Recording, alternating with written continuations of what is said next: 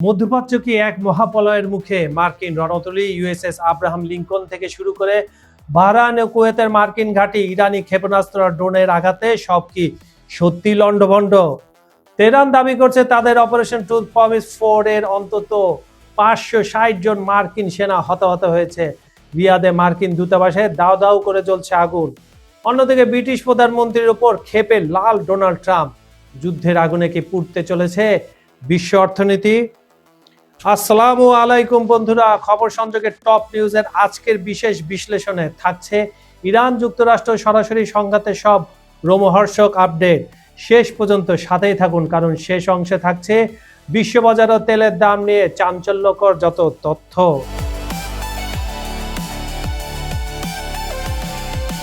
ঘটনার সূত্রপাত 28 ফেব্রুয়ারি। ইরান দাবি করেছে ওয়াশিংটন ও তেল আবিব বিনা উস্কানিতে ইরানি ভূখণ্ডে সামরিক আগ্রাসন শুরু করে, যাতে 555 জন ইরানি নাগরিক প্রাণ হারায়। এর আগে ইরানের সর্বোচ্চ নেতা আয়াতুল্লাহ খামেনিকে হত্যার ষড়যন্ত্র বা সার্বভৌমত্ব লঙ্ঘনের অভিযোগ তুলে ইরান শুরু করে তাদের বিশাল পাল্টা অভিযান অপারেশন ট্রুথ প্রমিস 4। ইরানের সশস্ত্র বাহিনীর খাতমুল আম্বিয়া কেন্দ্রীয় কার্যালয়ে ইসরায়েলকে হুঁশিয়ারি দিয়ে বলেছে, ইসরায়েল অধিকৃত ভূখণ্ডে ক্ষেপণাস্ত্র সতর্কতা সাইরেন আর বন্ধ হবে না। ইসরায়েলের লক্ষ্যবস্তুতে প্রতিশোধমূলক হামলা অব্যাহত থাকবে বলেও জানানো হয়েছে। একই সঙ্গে বসতি স্থাপনকারীদের জন্য জারি করা হয়েছে এলাকা ছাড়ার নির্দেশ। এ যেন এক উল্টো ব্যাপার। এতদিন আমরা দেখেছি ইসরায়েল নোটিশ দিয়ে ফিলিস্তিনের এলাকা খালি করত, এখন ইরান সে একই চাল ইসরায়েলের উপর দিচ্ছে। ইরানি সংবাদ মাধ্যম প্রেস টিভির প্রতিবেদনে বলা হয়েছে, সোমবার প্রকাশিত এক ভিডিও বার্তায় ইরানি সশস্ত্র বাহিনীর কর্নেল ইরানের চলমান অভিযান অপারেশন ট্রুথ প্রমিস 4 এর হালনাগাদ তথ্য তুলে ধরেন। যুক্তরাষ্ট্র ইসরায়েলের অবৈধ আগ্রাসন এবং আলী খামেনির হত্যাকাণ্ডের পর এই অভিযান শুরু হয়। ইরান এটিকে তাদের সার্বভৌমত্বের গুরুতর লঙ্ঘন হিসেবে আখ্যা দিয়েছে।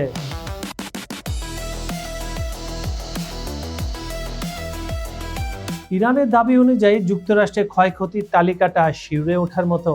অপারেশন ট্রুথ প্রমিস 4 এর অংশ হিসাবে ইরানি বাহিনী 4টি ক্রুজ ক্ষেপণাস্ত্র নিক্ষেপ করে মার্কিন রণতরী ইউএসএস আব্রাহাম লিঙ্কনে।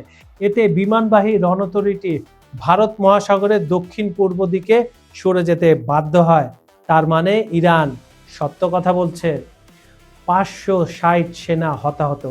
ইরান দাবি করছে তাদের ধারাবাহিক হামলায় অন্তত 560 জন মার্কিন সেনা নিহত বা আহত হয়েছে। কুয়েতের আলী আল সালেম ঘাঁটি এখন পুরোপুরি অচল। সৌদি আরবের রিয়াদে মার্কিন দূতাবাসের 2টি ড্রোন আঘাত এনেছে। ফক্স নিউজের দাবি অনুযায়ী ভবন খালি থাকলেও ভবনটিতে আগুন ধরে যায়। পারস্য উপসাগরে যুক্তরাষ্ট্র ও ব্রিটেনের 3টি তেলবাহী ট্যাঙ্কারে আগুন ধরিয়ে দিয়েছে ইরানি ক্ষেপণাস্ত্র। 4টি ইরানি ড্রোন বাহরাইনের সলমান বন্দরে অবস্থিত মার্কিন নৌ ঘাঁটিতে আঘাত হানে।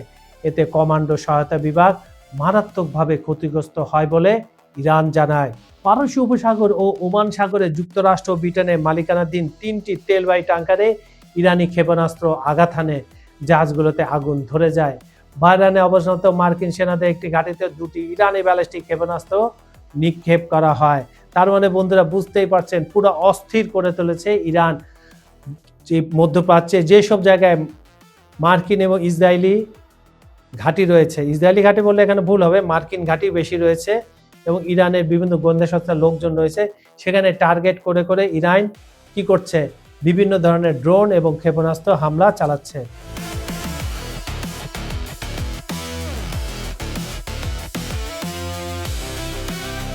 এই যুদ্ধ শুধু রণক্ষেত্রেই সীমাবদ্ধ নয়, পৌঁছে গেছে রাজনীতির টেবিলে। মার্কিন প্রেসিডেন্ট ডোনাল্ড ট্রাম্প ব্রিটিশ প্রধানমন্ত্রী কিয়ার স্টারমারের তীব্র সমালোচনা করেছেন। ট্রাম্পের অভিযোগ, এই কঠিন সময়ে যুক্তরাজ্য যুক্তরাষ্ট্রের পাশে মোটেও দাঁড়ায়নি। এতে মন খারাপ হয়েছে ট্রাম্পের। ট্রাম্প স্পষ্ট জানিয়ে দিয়েছেন, যুক্তরাষ্ট্রের এখন আর ব্রিটেনের উপর নির্ভর করার প্রয়োজন নেই। দুই দেশের ঐতিহাসিক বন্ধুত্ব কি তবে চিরতরে ভেঙে যাচ্ছে এই যুদ্ধের কারণে? সময় তা বলে দিবে।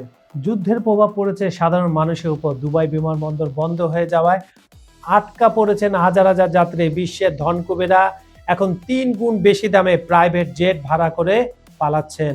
ওদিকে চীনের বড় বড় তেল শোধনাগার তাদের উৎপাদন কমিয়ে দিচ্ছে। কেন?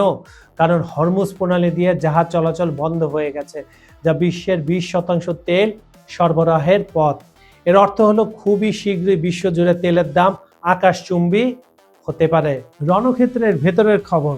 বন্ধুরা, পরিস্থিতি এখন আর শুধু হুমকি ধমকিতে সীমাবদ্ধ নেই। পারস্য উপসাগর এখন আগুনের গোল্লায় পরিণত হয়েছে। ইরানের তৈরি খাইবার এবং ফাত্তা হাইপারসনিক ক্ষেপণাস্ত্রগুলো যখন ইসরায়েলের আকাশ প্রতিরক্ষা ভেদ করে তেল আবিবের মোসাদ সদর দপ্তরে আঘাত হানছিল, তখন বুঝতে হবে ইরান পাল্টা আঘাত চরম পর্যায়ে পৌঁছে দিয়েছে। তাদের এক একটি ক্ষেপণাস্ত্র, এক একটি ড্রোন যেন ইতিহাস বহন করছে। নিষেধাজ্ঞার পর নিষেধাজ্ঞা দিয়ে ইরানকে যে দমিয়ে রাখা যায় না, এই আঘাতগুলি তারই প্রমাণ। ইতিহাস সাক্ষী, মধ্যপ্রাচ্যের আকাশ যখনই এভাবে কালো হয়েছে, তখনই বদলে গেছে বিশ্বের মানচিত্র।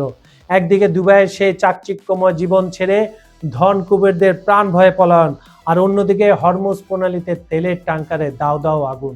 সব মিলে বিশ্ব অর্থনীতি এখন এক খাদের কিনারে। তেলের দাম যদি $200 ছাড়িয়ে যায়, তবে আপনার পকেটের উপরের প্রভাব হবে ভয়াবহ। প্রশ্ন এখন একটাই, ইরান কি সত্যি পরাশক্তি আমেরিকার অপরাজেয় ইমেজে চির ধরিয়ে দিল, নাকি এটি কেবল এক বিশাল যুদ্ধের শুরু মাত্র, যা আমাদের টেনে নিয়ে যাচ্ছে তৃতীয় বিশ্বযুদ্ধের দিকে? আমেরিকা কি চুপ করে থাকবে, নাকি তারা এমন কোনো অস্ত্র ব্যবহার করবে যা আমরা কল্পনাও করতে পারছি না, নাকি এটা শুধু ট্রাম্পের হুমকি ধমকির মধ্যেই থাকবে? আপনার কি মনে হয়, ইরান কি পারবে এই যুদ্ধে শেষ পর্যন্ত টিকে থাকতে, নাকি ট্রাম্পের পাল্টা আঘাতে ছারখার হয়ে যাবে তেহরান? আপনার মূল্যবান মতামত এখনই কমেন্টে জানান। আপনার একটি শেয়ার হয়তো অন্যকে এই আসন্ন সংকট সম্পর্কে সচেতন করবে। পরবর্তী ব্রেকিং নিউজ সবার আগে পেতে আমাদের চ্যানেলটি সাবস্ক্রাইব করে বেল আইকনটি এখনই বাজিয়ে রাখুন। বিজ্ঞাপন ও প্রমোশনের জন্য ডেসক্রিপশনে দেওয়া নাম্বারে যোগাযোগ করতে পারেন। খবর সংযোগের টপ নিউজের অনুষ্ঠানটি আপনারা পৃথিবীর কোন প্রান্ত থেকে দেখছেন কমেন্টে জানান। বাংলাদেশ, ভারত, পাকিস্তান, শ্রীলঙ্কা, নেপাল, ভুটান, মালদ্বীপ, ইন্দোনেশিয়া, মালয়েশিয়া, থাইল্যান্ড, চীন, জাপান, দক্ষিণ Korea, America, UK, Europe, Ukraine, Brazil, Argentina, Venezuela, Colombia, Cuba, দক্ষিণ Africa, Saudi Arab, Kuwait, Iraq, Iran, Jordan, মিশর, সিরিয়া, দুবাই, মধ্যপ্রাচ্য, যেখান থেকে দেখুন না কেন, আমরা আপনার মতামত শুনতে চাই। আজ এই পর্যন্ত। আমি কাজল হায়দার বিদায় নিচ্ছি। দেখা হবে পরের ভিডিওতে নতুন কোনো ইস্যু নিয়ে। ভালো থাকুন, নিরাপদে থাকুন। আল্লাহ হাফেজ।